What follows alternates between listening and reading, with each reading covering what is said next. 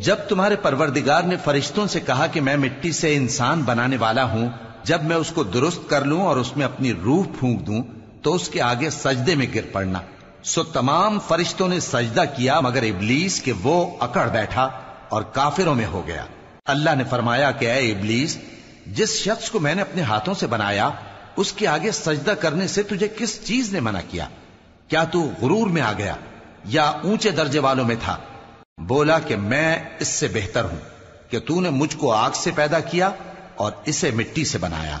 فرمایا بس یہاں سے نکل جا، تو مردود ہے اور تجھ پر قیامت کے دن تک میری لعنت پڑتی رہے گی۔